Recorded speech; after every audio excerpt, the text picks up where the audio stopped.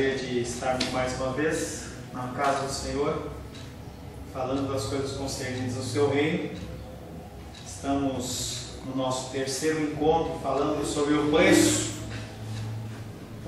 que o cristão tem que pagar para ser cristão.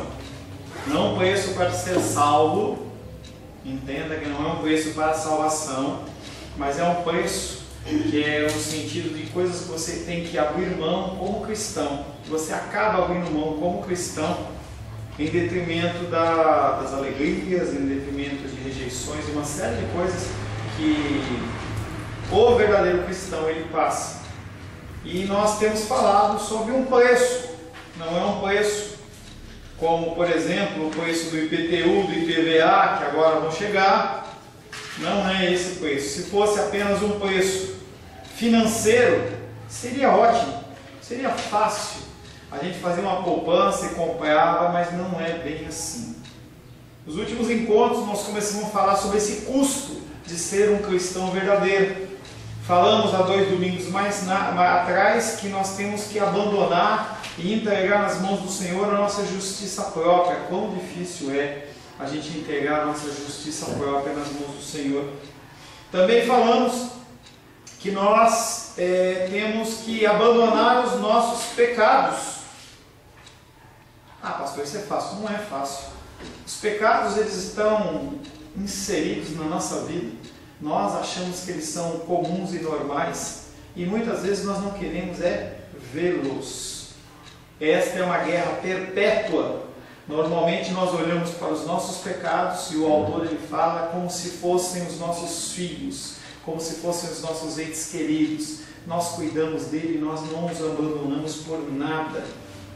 Falamos também que o ser humano, para ser um bom cristão, ele tem que pagar o preço de abrir mão muitas vezes do seu amor ao lazer. Não estou dizendo que você não tem direito a ter lazer, não é isso. Tá? Estávamos falando do intervalo, Lurdinho, dizendo sobre o ano novo dela lá em Copacabana. Não há problema de nós termos tempo de lazer. O problema é que muitas pessoas elas têm um amor exacerbado pelo lazer, em que coloca aquela coisa sobre todas as coisas. Eu lembro que lá em São Paulo, o Zúlio vai lembrar disso, tinha um amigo nosso, um irmão em Cristo, em que ele era diácono. E quando ele estava de serviço, no diaconato, você podia observar que ele estava com um fonezinho dele de ouvido. Porque ele estava ali no culto, ouvindo a palavra, fazendo o serviço diaconal, mas ele também estava ouvindo o Coringão jogar. Ele tinha que ouvir o Coringão jogar. Estava ouvindo o quê? O jogo do Corinthians. Então o pastor estava lá falando de Jesus e ele estava lá, jogou a bola, foi, não sei o que, ele dava aquele pulo assim, Aí depois, quando acabava o culto, ele ia lá, falava com o nosso pastor: olha, o jogo foi bom. Amor ao lazer. As pessoas amam fazer o seu lazer. Não, eu não posso abrir mão disso, abrir mão daquilo. Nós temos que abrir mão do lazer. Nós temos que vigiar todos os dias, em especial fora da igreja. Dentro da igreja é muito fácil. Dentro da igreja a gente tem essa aura de santidade. Mas o problema maior não é aqui na igreja, é fora da igreja. Quando nós lemos o termo em grego que fala de igreja, chama eclésia. Eclésia é a assembleia dos chamados para fora.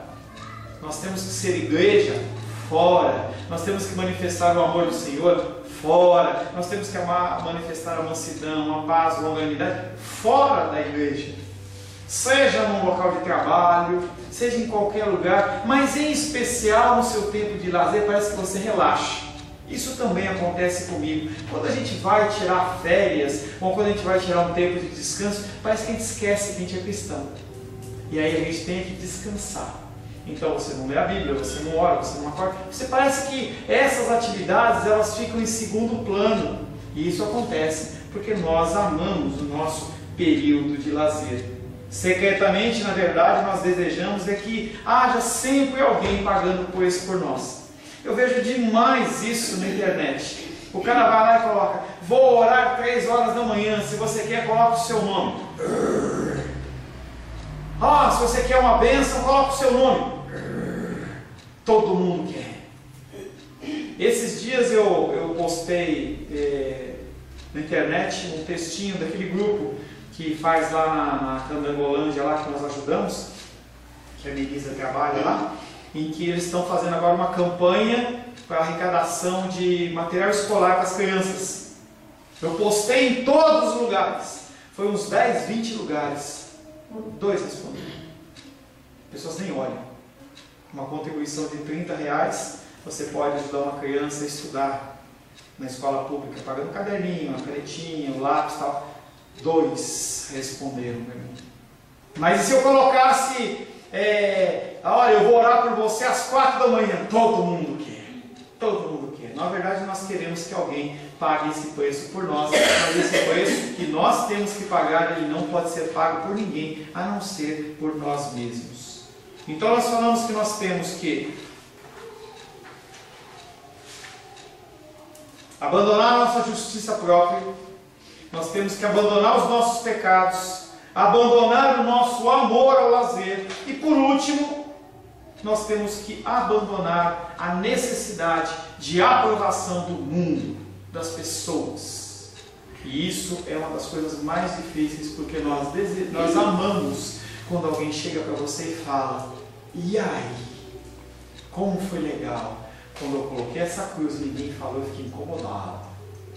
E eu falava assim: será que ninguém vai falar como essa cruz está bonita? Aí eu comecei a perguntar.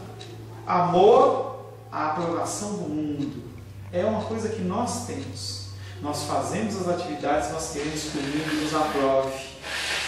Se um crente quiser agradar a Deus, ele terá de contentar-se em ser mal acolhido pelos homens. É ao contrário. Lá em Romanos fala que nós não podemos, acho que é Romanos, nós não devemos nos conformar com o mundo. E conformar vem de forma mesmo. Já dei esse exemplo algumas vezes. Quando você pensa num bolo, se ele está um bolo com uma forma quadrada, o bolo sai da forma quadrada. A nossa forma é a forma da cruz de Cristo.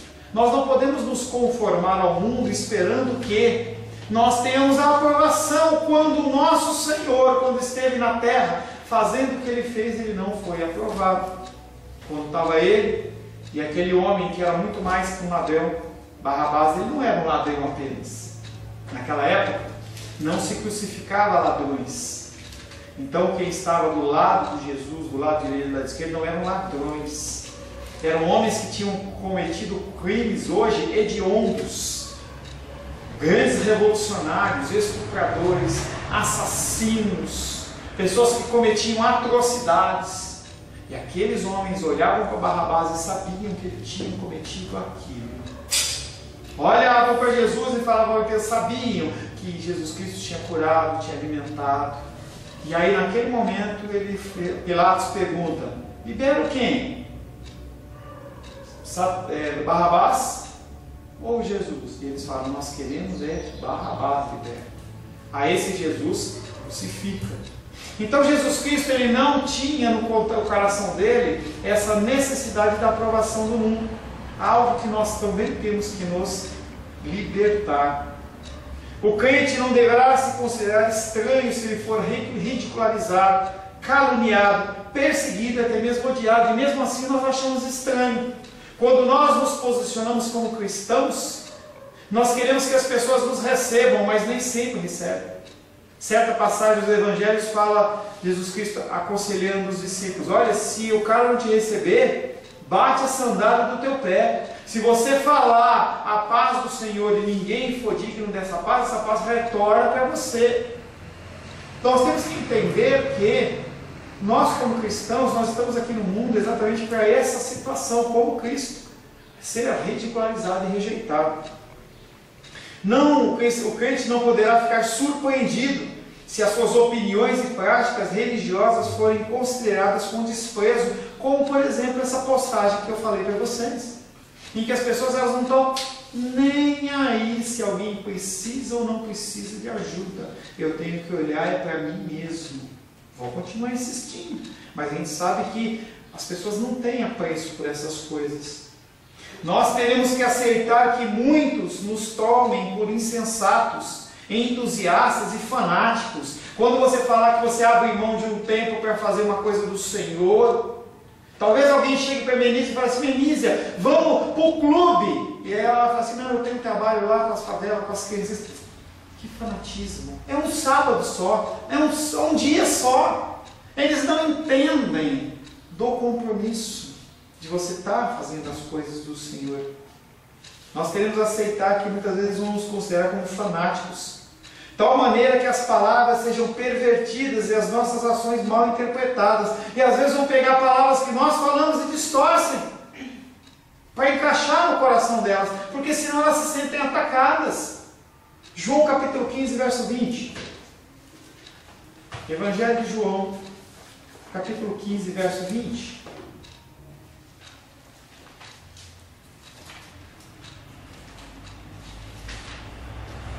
Quando você estiver sendo perseguido, injustiçado, caluniado, João capítulo 15, verso 20.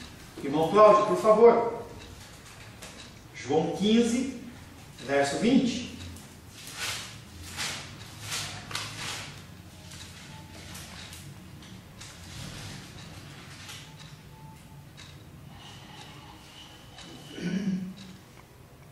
Lembrai-vos das palavras que vos disse. Não é o servo maior do que o seu Senhor. Se a mim me perseguiram, também vos perseguirão a vós. Se guardarem a minha palavra, também guardarão a vós. E aí Jesus Cristo está falando para os discípulos: olha, não espera reconhecimento não. Não espera ser amado, porque o servo não é maior do que o seu Senhor. Ele está falando: se me perseguiram, sendo filho de Deus, vocês acham que eles vão fazer coisa pior com vocês? Essa condição é bem difícil. Naturalmente nós somos avessos a um tratamento injusto. Quem gosta de ser injustiçado? Ninguém. Falsas acusações, e julgamos ser muito difícil tolerar as acusações sem causa. A pessoa pratica uma injustiça contra mim e contra você, e nós reagimos com violência. E se alguém questionar: eu sou crente, mas não sou besta, eu não tenho sangue de barata, é algo que eu ainda tenho que trabalhar na minha vida. Muitas vezes a minha reação não é a reação de uma pessoa que é salva, não é uma reação como Jesus Cristo espera, em que você é agredido e você simplesmente fala: bate na face. Nós queremos tirar consequências, nós queremos mostrar que nós temos razão. Não seríamos feitos de carne e sangue se não desejássemos contar com a boa opinião das pessoas ao nosso redor. Sempre será desagradável ser alvo de calúnias e mentiras e viver solitário e incompreendido. Porém, não há como evitar algo que sempre conversei com a Rosângela. Quando você quer ser um cristão verdadeiro, você acaba sendo isolado. Você tem menos amigos. Você tem menos pessoas que andam com você. Não porque as pessoas te odeiam, até odeiam, mas muito mais porque o seu posicionamento incomoda. Quando nós nos posicionamos, as pessoas elas ficam incomodadas com o nosso posicionamento, porque elas sabem que elas estão erradas. Então elas preferem se afastar do que continuar caminhando com uma pessoa que apresenta para elas a própria doença do seu próprio coração. O cálice que o nosso Senhor bebeu, também o deve ser bebido pelos seus discípulos. Isaías 53, 3. Olha, eu estou bom com esse papel de cara. Isaías 53, 3. Menísia, por gentileza. Isaías 53. 53, 3. Qual era a situação do nosso Deus, do nosso Senhor? Era desprezado, mas rejeitado entre os homens, homem de dores e que sabe o que é padecer. E como um de quem os homens escondem o rosto, era desprezado e dele não fizemos caso. Então está falando sobre as pessoas perante a figura do Messias. As pessoas viravam o rosto. Se fizeram isso com Cristo, também fazem conosco. Ser um crente custará um homem a aprovação do mundo. Esse é o cálculo do que custa uma pessoa ser um crente verdadeiro. Essa lista é uma lista pesada, mas qual desses itens pode ser removido? Custa muito ser um verdadeiro cristão. Porém... 13 não. 53, 3. 13. Ah, 13. 53, 3. 3. Custa muito ser um cristão verdadeiro, porém, quem em seu bom juízo poderia duvidar que vale a pena pagar este preço em relação à sua alma? Porque sempre que nós pagamos um preço, nós fazemos a conta se aquilo que nós estamos adquirindo vale a pena, em detrimento do gasto que nós estamos fazendo. Tudo nós fazemos. Por isso que nós também temos que fazer esse cálculo. Será que vale a pena eu ser rejeitado pelos homens em detrimento da minha vida eterna? Como consequência, nós temos a vida eterna. E aí nós começamos, antes do intervalo, a falar um pouquinho das dificuldades de cada um. Um fala, o Lurdinha falou, será que nós vale a pena se a gente voltasse atrás e falasse assim, eu quero minha vida diferente, eu quero uma condição tranquila, eu quero sem dificuldade, tal, mas a vida eterna é descartada? Entenda que muitas pessoas nos dias de hoje, dentro das igrejas, se o Senhor se apresentar e falar assim, olha, eu vou fazer o seguinte, eu vou te dar uma vida regalada, você não vai ter doença, vai ter felicidade, você vai ter dinheiro, você vai ser bem feliz, mas você não tem certeza do que vai acontecer, talvez você não tenha vida eterna. Tudo bem? A grande maioria fala assim, eu quero. Essas pessoas que vão atrás apenas de campanha, apenas das bênçãos do Senhor, são pessoas que sim estão passando por dificuldades, mas no peso elas pesam simplesmente a satisfação momentânea. Eu não abro mão das minhas dores em detrimento da minha vida eterna. Eu sei que muitas ainda virão.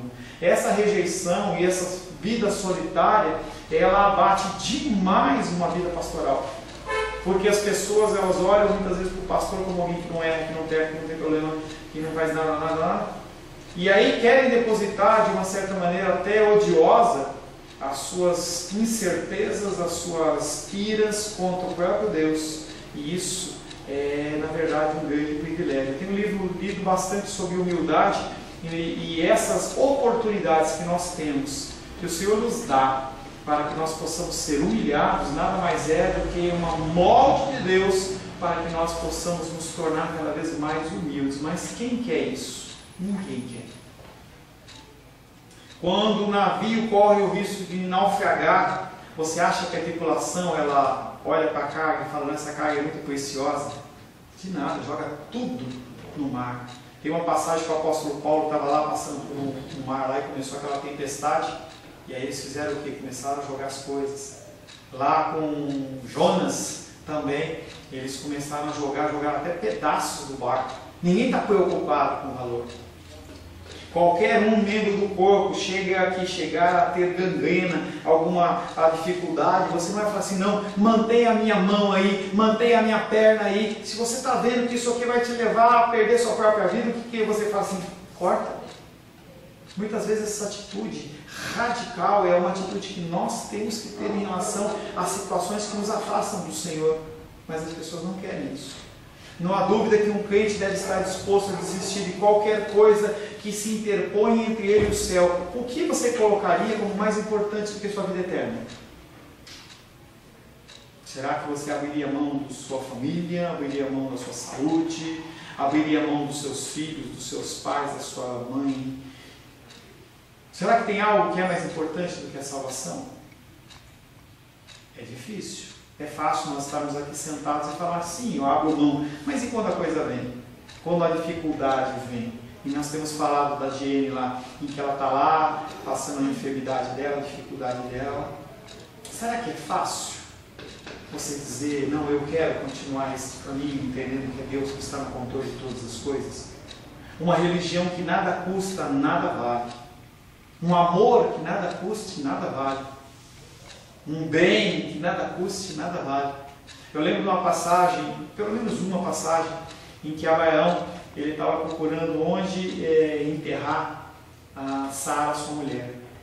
E aí ele chega para o povo daquela terra lá, para Abimeleque, e ele fala assim, olha, eu preciso enterrar a minha esposa.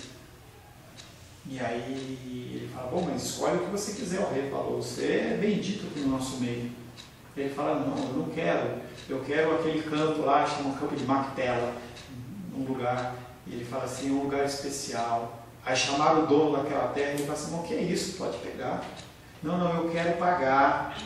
Não, mas o senhor, o que é 300 moedas de prata, 300, sei lá qual é a moeda lá na época, 300 moedas de prata em relação a esse campo? Ele vai lá e pesa aquela quantidade e pega.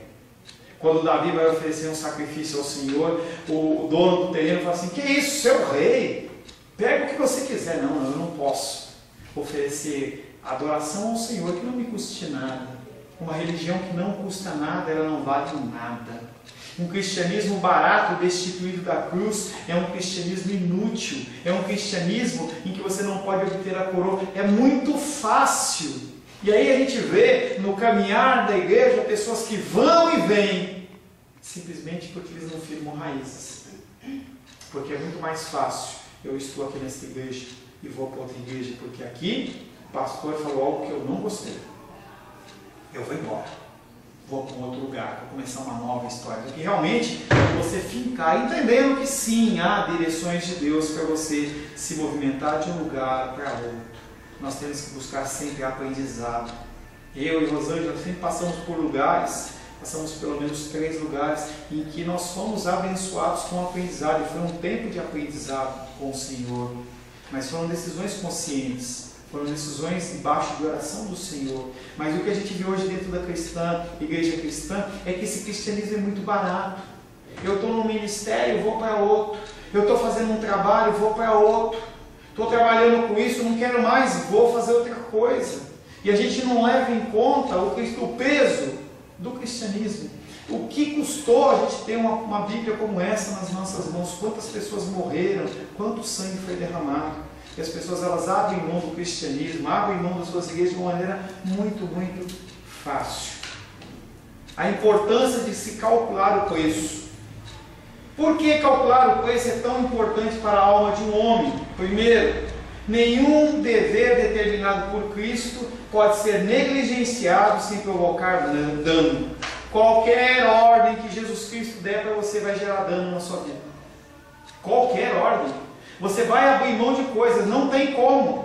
Quando ele fala, seja manso, você abre mão do seu domínio próprio, da sua justiça própria. Quando ele fala, você tem que amar o teu próximo como a ti mesmo, muitas vezes você vai ter que engolir calado.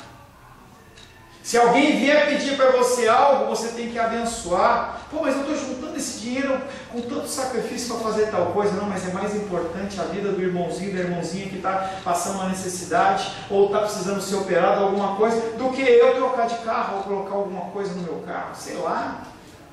Cada ordem, cada mandamento do Senhor é como se fosse uma facada na nossa vontade, no nosso ser. Por isso que antes de Cristo, a vida te leva. Depois de Cristo, você é conduzido pelo seu Senhor. Muitas pessoas, ao fechar os olhos durante a vida inteira, recusando-se a considerar qual é o preço real que deve ser pago, nunca chegam a ser um crente autêntico. Porque a pessoa simplesmente abre mão das dificuldades, abre mão das tristezas. Eu não quero viver isso. Está difícil? Eu vou arranjar um outro meio e uma outra forma. Muitos deixam essa decisão para o fim da vida, e então descobrem que o arrependimento e a conversão não são questões fáceis. Muitas pessoas falam assim, eu sou muito novo, sou muito jovem. Quando eu tiver com 40, quando eu tiver com 50, quando eu tiver com 60 anos, aí eu aceito Jesus. Já vivi, já fiz. O problema é que no fim da vida é muito difícil você trabalhar com algo como arrependimento, que é algo que tem que ser cultivado durante toda a sua vida. Se você for analisar o seu cristianismo, de quando você se converteu para hoje, você tem que ver crescimento. E esse crescimento veio a duras penas, com muitas dificuldades, muitas lutas, coisas que você foi construído. Estava conversando com um rapaz essa semana, e eu falava com ele, pô, volta para a igreja e tal. E ele falava assim para mim, assim, né, pastor? A gente tem que continuar construindo, né? Eu falei, tem que construir tijolo a tijolo. Ele falou assim, e é um por um, né? Eu falei assim, é um por um. Não dá para você falar assim, agora eu vou Muitos deixam essa decisão para o fim da vida. Então descobrem que o arrependimento e a conversão não são questões fáceis, segundo eles vinham supondo, e que custa uma vida para ser um verdadeiro cristão. Eles descobrem que os seus hábitos de orgulho e pecado, de amor ao lazer e de mundanismo não podem ser facilmente abandonados, segundo eles haviam pensado. E assim sendo, após uma débil luta, desistem em puro desespero e deixam esse mundo sem esperança, sem a graça divina e despreparados para o encontro com Deus. Cada dia da sua vida é uma preparação para o encontro com Deus. Nós temos que ser preparados dia após dia. Esses homens que deixam por fim da vida essa decisão, vinham-se lisonjeando todos os dias pensando que seguir o cristianismo seria fácil, se porventura levá-lo a sério. Porém, os tais abrem os olhos tarde demais, descobrindo pela primeira vez na vida que estão arruinados. Pessoas no fim das suas vidas, muitas vezes, elas... Eu não estou falando de idade. A pessoa pode estar no fim da vida com 10 anos, 15 anos, 17 anos, 30 anos, 20 anos, qualquer idade.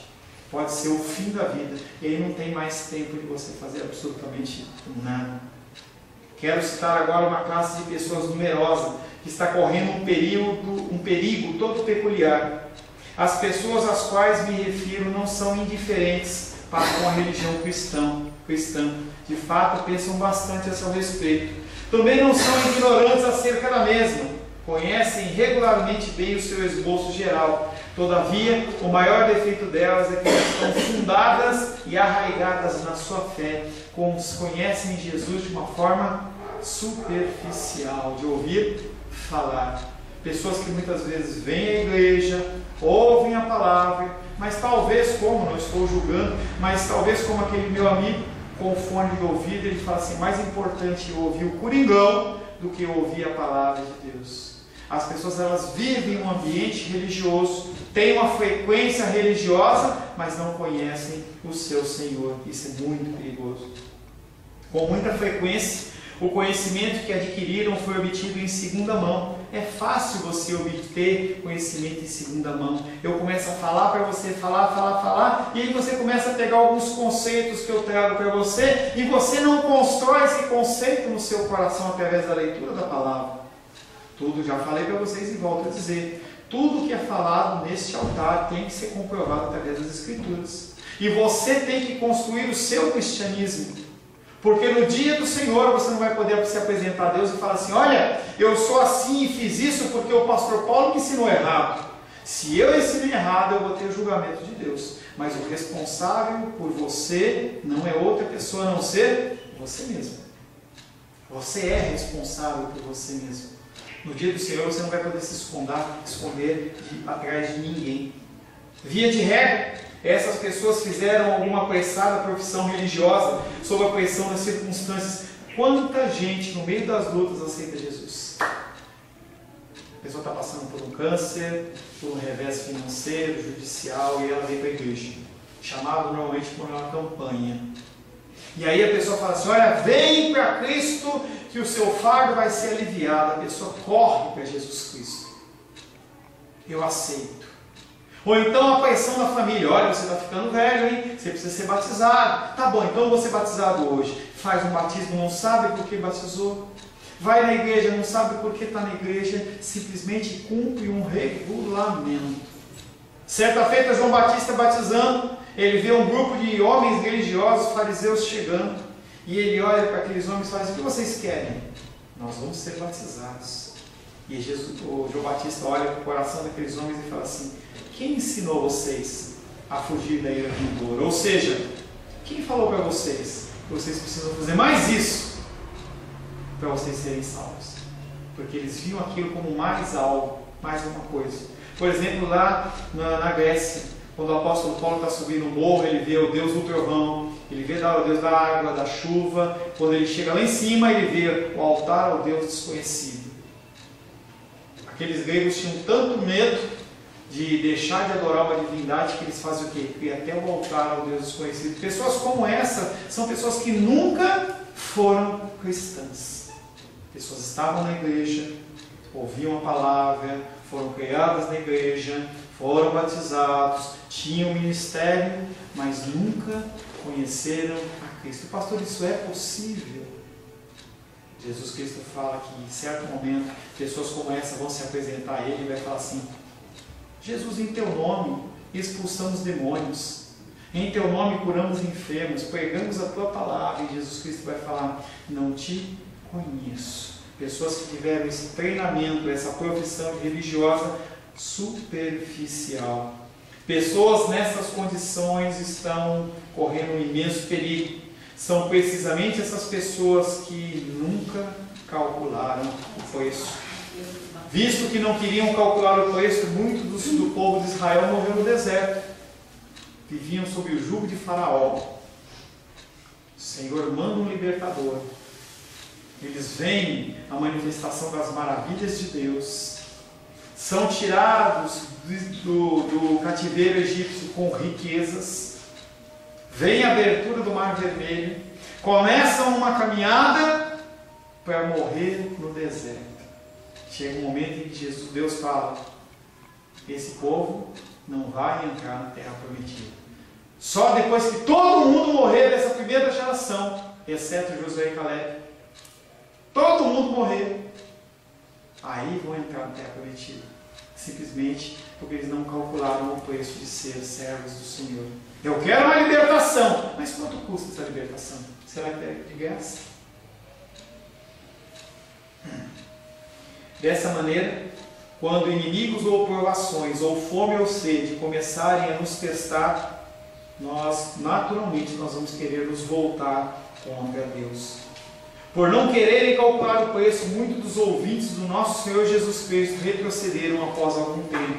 Pessoas que viram os milagres, que comeram talvez daquele pão multiplicado, que viram pessoas serem curadas de enfermidades, demônios saírem, pessoas curadas de surdez e cegueira. João 6,66. João 6,66. Lourdinha.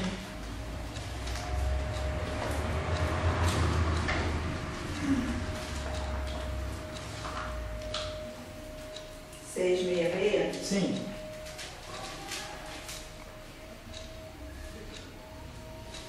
À vista disso, muitos dos seus discípulos o abandonaram e já não andavam com ele. Por quê?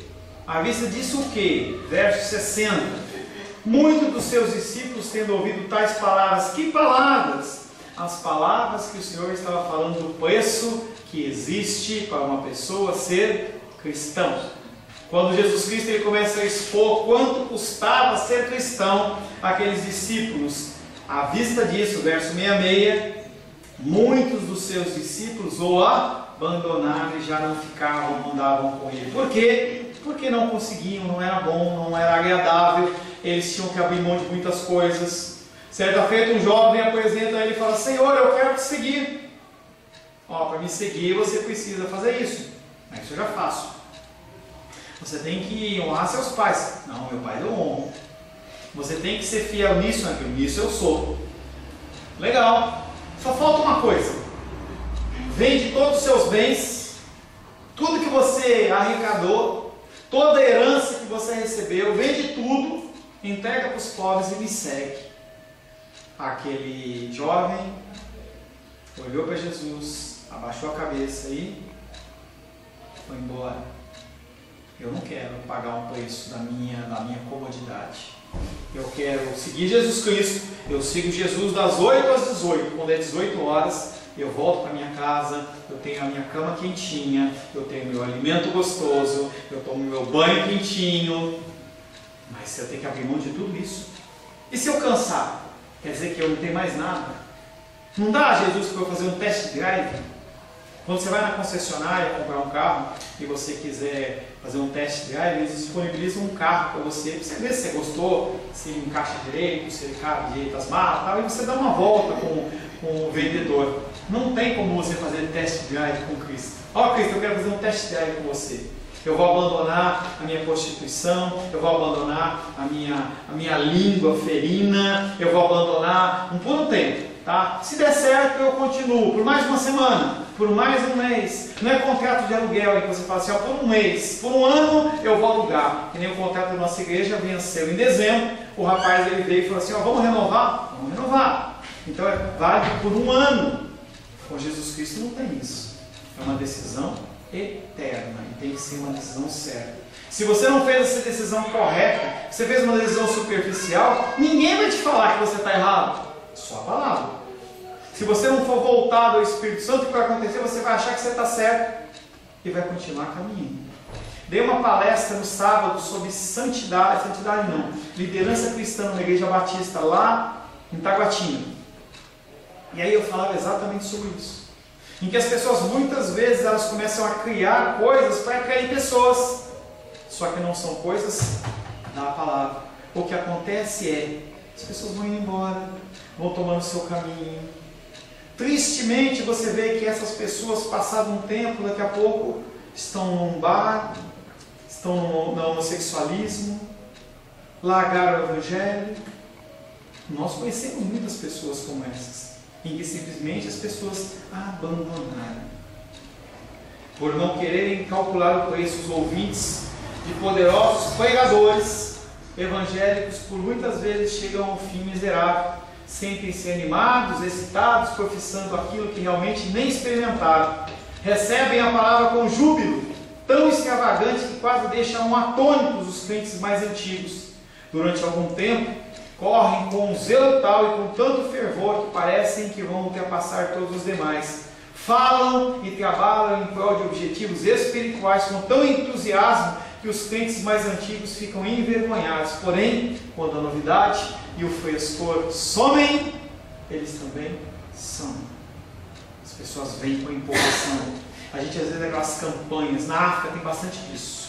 Aqueles pregadores famosos vão, 5 milhões de pessoas aceitam Jesus. Recebem Bíblia, recebem cuidado. Aí depois você vai voltar novamente. Mais 5 milhões, espera um pouquinho mais. Desses 5 milhões, quantos estavam na reunião anterior? Poxa, a maioria está lá. As pessoas elas são movidas por emoção. Por isso que campanha muitas vezes dá certo.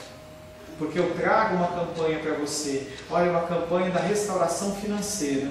E eu creio que Deus restaura as finanças das pessoas.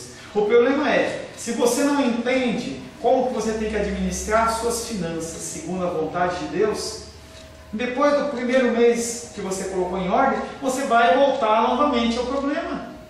Se você não entendeu que você tem que ser fiel à sua esposa, não é porque é uma conveniência ou uma concessão social, mas porque o Senhor ordena, daqui a pouco está na pornografia de novo, daqui a pouco está no adultério de novo. A pessoa tem que entender algo de forma real no seu coração. E as pessoas elas aceitam Cristo no momento das suas dificuldades de uma maneira muito fácil. O cristianismo ele é muito fácil. Nós estamos falando da Bolívia. Falamos da Bolívia antes, oramos sobre a Bolívia, em que lá está sendo decretado, olha, aceitou Jesus, quer ser cristão, 3 ou 5 ou 12 anos de cadeia. Vamos ver realmente o povo boliviano, quão cristão ele é. E isso vai chegando perto do nosso Brasil. Será que se você tivesse a probabilidade de você morrer, você viria hoje aqui? É uma coisa para você pensar. Quanto eu estou disposto a pagar o preço? Será que eu iria? Porque é sério. Será que você teria o seu filho, o seu sobrinho, sabendo que ele pode ser morto? Porque se eu convidar você para ir, por exemplo, entregar um sopão lá na rodoviária, 3 da manhã, provavelmente você vai ter receio de levar uma criança. Ou levar uma jovem, uma menina jovem, pelo perigo. Numa zona, num lugar que é perigoso de assalto, você evita. Mas os cristãos verdadeiros, eles têm que fazer isso? Preços. Durante algum tempo correm com um zelo tal e com tanto fervor que parecem ultrapassar os demais. Porém, quando a novidade dos seus sentimentos diminuem, passam por uma radical transformação. Demonstram que não passavam de indivíduos com os quais se poderia comparar a um solo pedregoso. Mateus capítulo 13, parábola do semeador. parábola do semeador, Mateus capítulo 13, versos 20 e 21. Jesus Cristo explicando a parábola do semeador aos discípulos. E ele fala em especial de um solo. Mateus capítulo 13, versos 20 e 21. Rosângela, por favor. O que foi semeado em solo rochoso, esse é o que ouve a palavra e a recebe logo, com alegria, mas não tem raiz em si mesmo, sendo antes de pouca duração, e lhe chegando a angústia ou a perseguição por causa da palavra, logo se escandaliza. O que foi semeado em solo rochoso. O que ele está semeando aí? A palavra de Deus. O que foi semeado em solo rochoso, esse é o que ouve a palavra. Ele ouve. Ele não fica sem ouvir, ele ouve. Recebe. A palavra entra no coração dele e ele fica exultante de alegria. O que foi semeado em solo rochoso, esse é o que ouve a palavra e recebe com alegria, mas não tem raiz em si mesmo, sendo antes de pouca duração, e chegando a angústia, e a angústia chega ou não chega? Chega. A luta chega ou não chega? Chega. A rejeição chega ou não chega? Chega. Em chegando a angústia, em chegando a perseguição, por causa do quê? Do seu posicionamento em relação à palavra. A palavra fala assim, fale isso, haja assim, se vista de tal maneira, demonstre ser cristão de tal jeito. Quando vem a angústia e a perseguição por causa desse tipo de procedimento, ele logo se escandaliza e ele fala assim, eu vim para a igreja e a coisa está pior? É assim que Deus trata? É assim que Deus cuida? Eu prefiro ficar no mundo. Essas são verdades tristes e dolorosas, mas elas são verdade. Infelizmente, as pessoas elas não calculam o preço, elas não querem praticar esse preço que tem do Evangelho, e elas se escandalizam.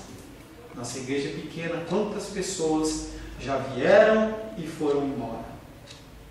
Algumas foram para outras igrejas e outras estão abandonadas pelo mundo, simplesmente porque não querem pagar o preço. Amém? Senhor, em nome de Jesus, nós agradecemos a Ti, Pai, porque o Senhor testifica no nosso coração que nós temos que realmente pagar o preço. Nós não queremos ser cristãos nominais, cristãos superficiais, que não conhecem a Tua palavra, não conhecem o Teu Evangelho. Sabemos, Pai querido, que ser cristão, ele é algo, Pai querido, que muitas vezes, Pai, gera dor e tristeza, gera rejeição, gera, Pai querido, dificuldades, toda sorte ou espécie. Mas nós precisamos do Teu Espírito Santo para nos convencer que nós sim temos que continuar caminhando e marchando, independente das dores, independente das lutas e independente das dificuldades. Fortalece-nos, ó Deus, para que nós possamos ser encontrados no dia do juízo como servos bons e fiéis aos quais o Senhor tem prazer. Em nome de Jesus. Amém. Amém. Glórias a Deus.